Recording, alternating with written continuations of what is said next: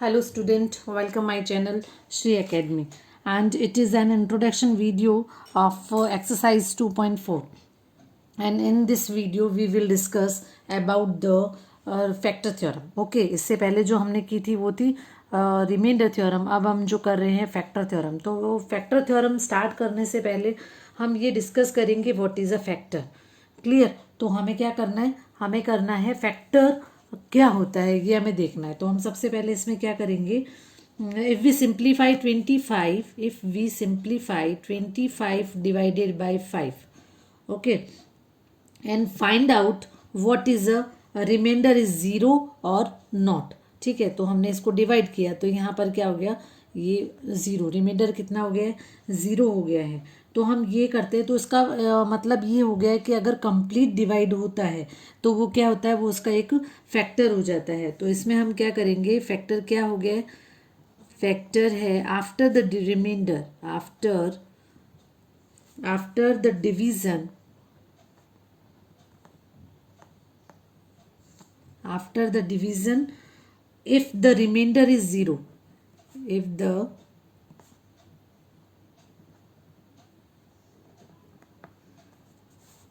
remainder is zero, then it tell us, then that time it tell us factor, tell us divisor the factor of dividend.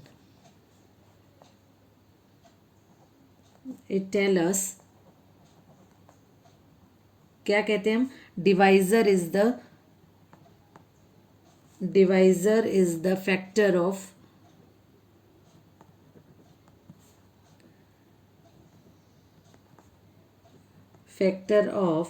Dividend. Clear हो गया कि factor किसे कहते हैं, अगर हमारा डिवाइड करने पर कंप्लीट डिवाइड हो जाता है और उसके बाद अगर रिमाइंडर ज़ीरो बचता है तो वो क्या होता है, फैक्टर होता है.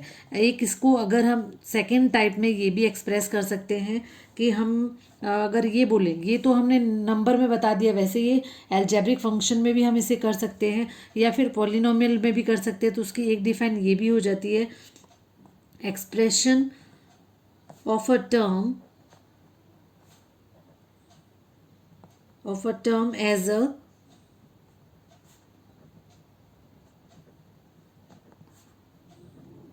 product of two or more terms,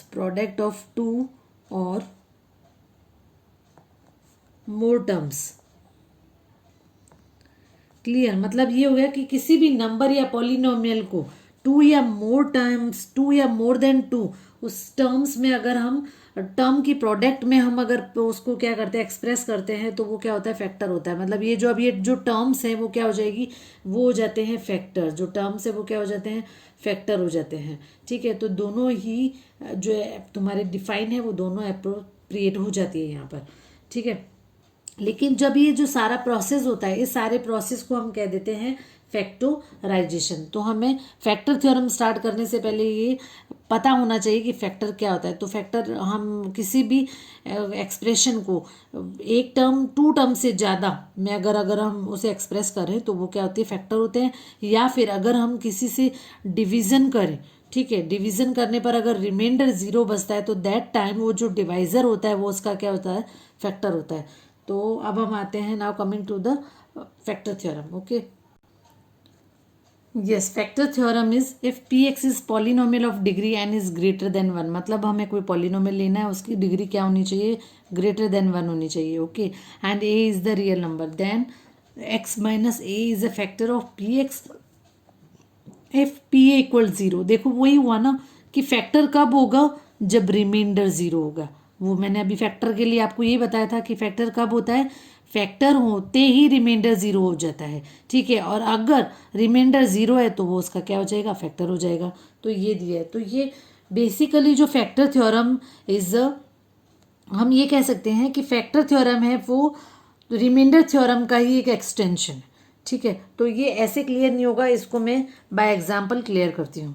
okay, ये इस फैक्टर थ्योरम को अगर हम इस एग्जांपल से क्लियर करेंगे तो ज़्यादा क्लियर होगा. देखो इसमें examine whether x+2 is a factor of this, हमें ये चेक करना है कि ये इसका फैक्टर है या नहीं। तो अगर हम नॉर्मली जाएं तो जैसे मैंने आपको ये बताया कि फैक्टर क्या होता है कि जब उसका रिमाइंडर क्या होना चाहिए, ज़ीरो होना चाहिए, तो ये रिमाइंडर से भी हो सकता है। लेकिन अगर हम फैक्टर थ्योरम से करें तो उसमें क्या है, if P x is a yes, तो इसमें क्या होता है कि ये अगर हम इससे कंपैरिजन करें फैक्टर थ्योरम से तो देखो क्या लिखा है, if p x is a polynomial, तो पॉलिनोमियल हमारा क्या हो गया, पॉलिनोमियल हमारा ये हो गया पी एक्स, ठीक है, x cube plus 3x² plus 5x plus 6। इसको मैं आपको दोनों वे से बताऊंगी, रिमाइंडर थ्योरम से भी और उससे भी, ठीक है। तो अब इसने बोला degree n is greater then 1, देखो डिग्री कितनी है, ग्रेटर देन 1 है। तो first thing if will check particular x+2 इस टर्म, कौन सा x+2 टर्म्स इज फैक्टर और not, then we will compare with x-a। Clear हुआ क्या बोल रही हूँ मैं, if we will check particular x+2 term is a factor of this polynomial then we will compare with x-a।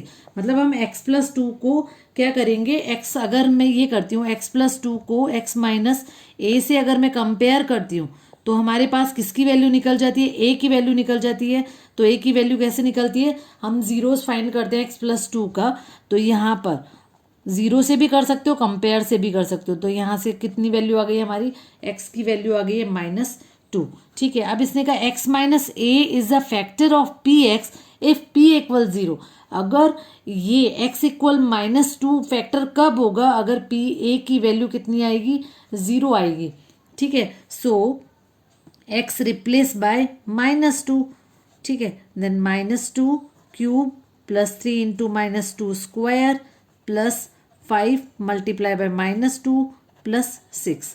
Okay, -2 की cube कितनी हो जाएगी, -8, क्योंकि ये क्या लिखा है, यहाँ पर लिखा है -2 क्यूब, माइनस है वो 3 टाइम ऑड में है, -3 टाइम ऑड में, इसलिए ये -8 हो जाएगा।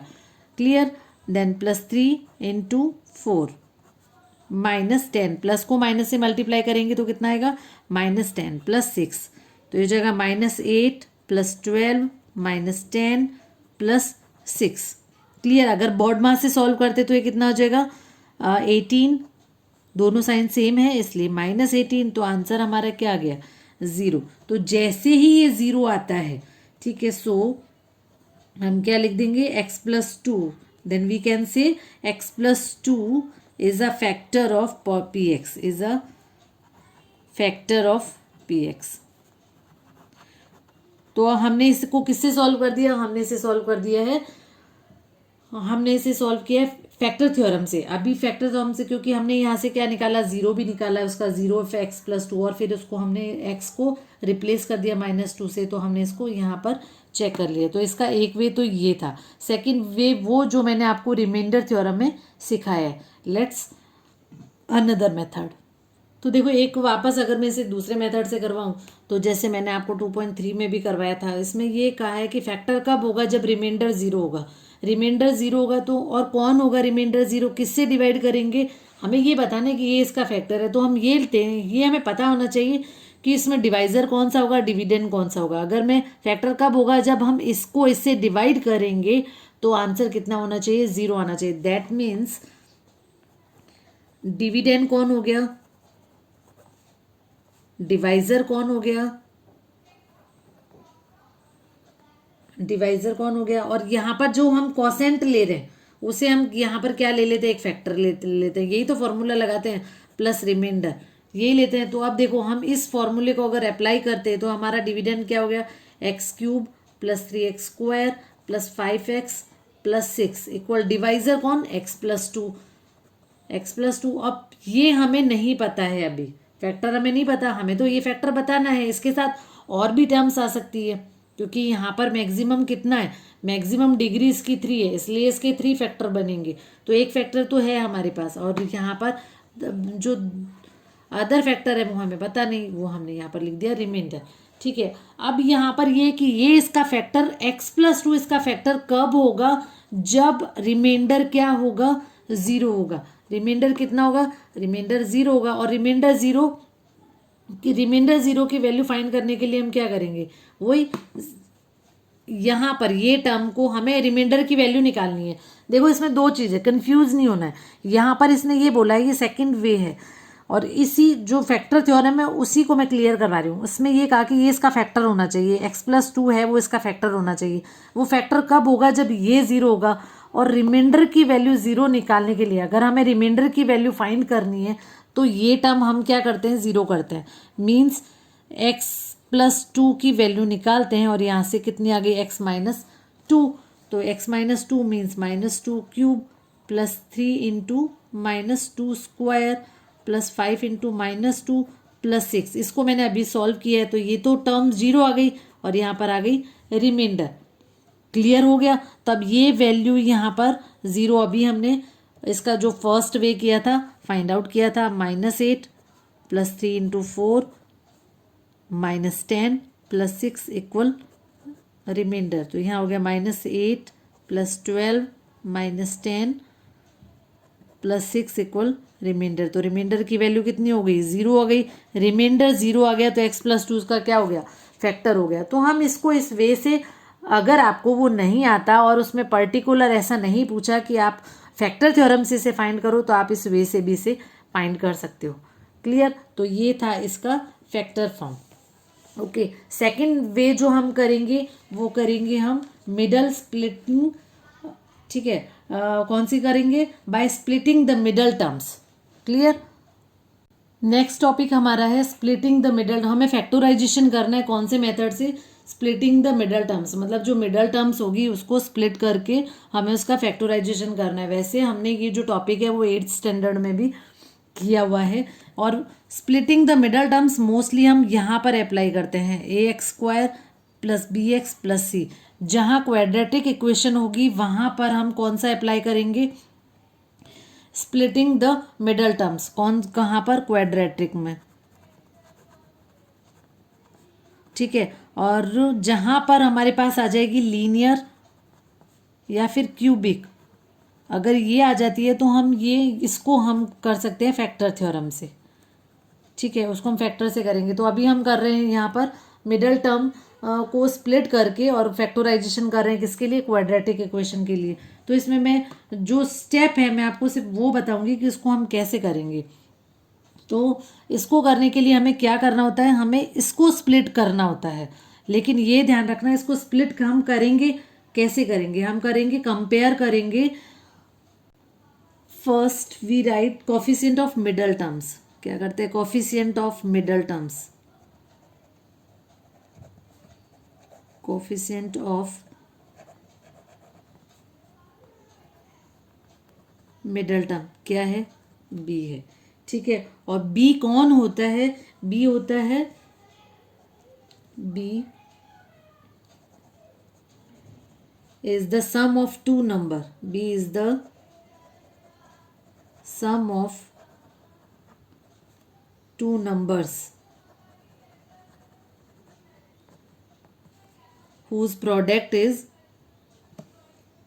सम ऑफ बी। क्या है? सम बी होता है यहाँ पर, B is the sum of two numbers. दो नंबर का सम होता है यहाँ पर, जो क्या होता है? ये देखो यहाँ पर जो हमने ए और सी लिया है, ठीक है, टू नंबर्स, कोई भी दो नंबर हो सकते हैं, whose product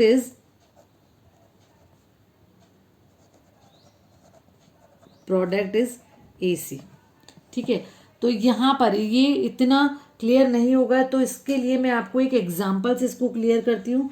like this example है हमारा 6x² plus 17x plus 5। Clear? तो हमें करना कैसे है इसको करने के लिए हमें ये करना है, हमें स्प्लिट करना है, मिडल टर्म को स्प्लिट करना है। और मिडल टर्म हमारे पास क्या है? 17 है। और बी क्या होता है? जो मिडल टर्म होता है वो क्या होता है? सम ऑफ टू नंबर्स होता है। ठीक है, जिसके में वो जो दो नंबर हमें लेने उनका प्रोडक्ट क्या होना चाहिए? ये होना चाहिए। ये हमें ये दो चीज़ें देखनी है। तो यहाँ पर क्या हो गया? 6 इंटू 5, इनका 30 हो गया। अब हमें ये लेना है एनी टू नंबर्स, कोई भी दो नंबर लेना है जिनका सम कितना होना चाहिए? 17, और उनका जो मल्टीप्लीकेशन होना चाहिए वो होना चाहिए 30। तो वो दो नंबर क्या होंगे? Like this 10 multiply by 3 then 30, ये हुआ 30। बट अगर हम इनको प्लस करें, अब ये इस साइन से पता चलेगा, इस साइन से सम साइन जो पता चलेगा कि हमें वो जो दो नंबर लेने हैं उनका सम क्या होगा वो इस साइन से पता चलेगा। ठीक है, तो 10 + 3 13 हुआ, बट हमें क्या चाहिए 17।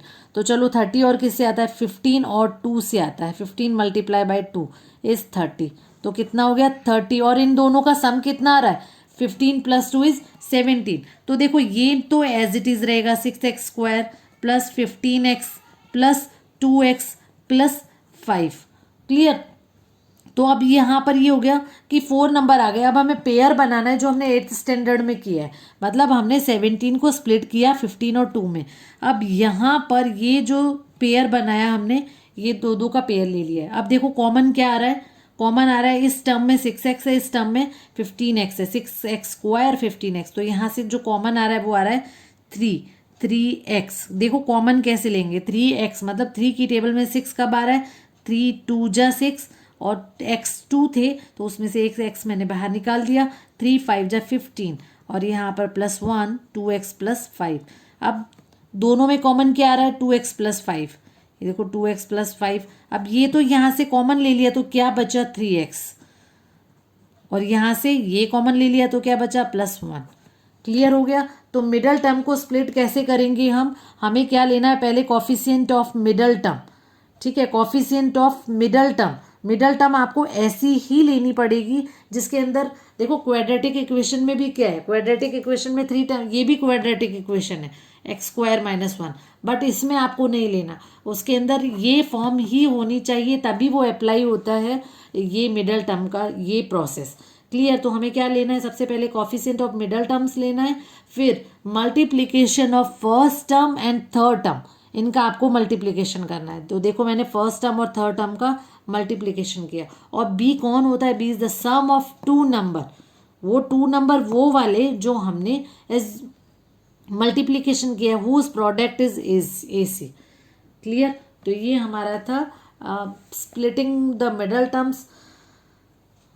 तो यहाँ से आपका इंट्रोडक्शन वीडियो पूरा हो जाता है। अब देखो इसमें ये है कुछ एग्जाम्पल्स है, तो उनको मैं अलग से आपको वीडियो में करवाऊंगी, और उसी के अंदर मैं आपको फैक्टर थ्योरम उन्हीं एग्जाम्पल्स में क्लियर करवा दूंगी। Okay, thank you.